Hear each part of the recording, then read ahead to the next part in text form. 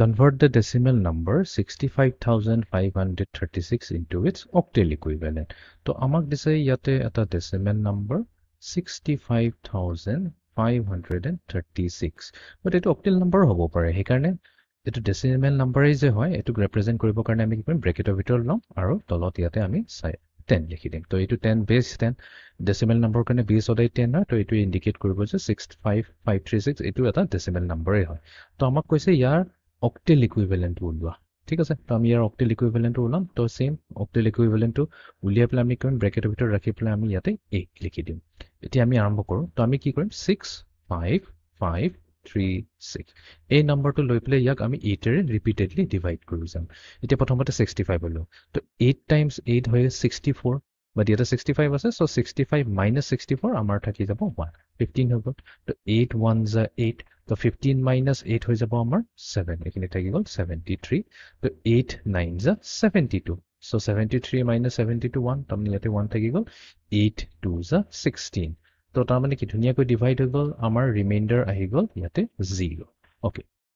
দিয়া Next 8192 এটুক আমি ইতে ডিভাইড কৰিব লাগিব again 8 এৰে আমি ৰিপিটেড ডিভিজন কৰি আছো তো প্ৰথমতে 8 ক ডিভাইড কৰো 8 1s are 8 ইতে 1 যেহেতু 8 তকৈ হল আমি 0 লৈ পেলাই ইয়াতে 19 ক ডিভাইড কৰিম 8 এৰে তো 8 times 2 হৈ গল 16 19 minus 16 হৈ যাব 3 ইয়াতে 3 আহি গল ইতে 8 4s are 32 ধুনিয়াকৈ ডিভাইড হৈ গল তো তাৰ মানে ইয়াটো ৰিমাইন্ডাৰ কি আহিব 0 আহিব ওকে নেক্সট 1024 ক আমি 8 এৰে ডিভাইড কৰো তো 10 ক ডিভাইড কৰিম 8 এৰে 8 1s are 8 so 10 minus 8 ইয়াতে হৈ যাব 2 22 8 2s are 16 so 22 minus 16 হৈ যাব আমাৰ 6 তাম ইয়াতে 64 থাকি যাব তো 8 times 8 64 আকৌ আমাৰ ৰিমাইন্ডাৰ আহিলে 0 128 ক 8 এৰে ডিভাইড কৰো again ৰিপিটেডলি আমি কৰি থাকিম তো যেতিয়ালৈকে আমাৰ 0 নাহে তো 12 ক কৰিম তো 8 1s are 8 so 12 minus 8 মানে কিমান 4 তো মানে 48 হৈ গল 8 6 are 48 again আমাৰ আহিলে ৰিমাইন্ডাৰ 0 16 ক আমি কৰিম 8 এৰে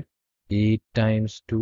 16 again the remainder আমাৰ কি থাকিল একো নাথাকিল 0 আহিল and then finally 2 ক আমি 8 এৰে ডিভাইড কৰিম তো যেহেতু 2 আমাৰ 8 তকৈ সৰু হয় তো আমি 8 times 0 কৰিব লাগিব 8 0s are 0 so তাৰমানে 2 minus 0 আমাৰ এবাৰ আহি গল ৰিমাইন্ডাৰ ফাৰ্স্ট ৰিমাইন্ডাৰ আহিছে 2 এতিয়া ইয়াতে যোনটো আমি লাষ্ট ৰিমাইন্ডাৰটো পাইছো হেতুক আমি MSB বুলি কৈ ধৰিম যোনটো হৈছে আমাৰ most significant bit আৰু যোনটো আমাৰ ফাৰ্স্ট আহিছিলে ৰিমাইন্ডাৰ হেতু হ'ব আমাৰ LSB বা least significant bit আৰু আমি হতে কি কৰিম বটম টু টপ যাম MSB পৰা LSB তে তো প্ৰথমতে আমি এই 2 টো নোট কৰি নাম তাৰ পিছত এই 0 এনেকা কৈ কেটা আছে 1 2 3 4 5 পাঁচটা 0 আছে LSB লকে so 1 2 3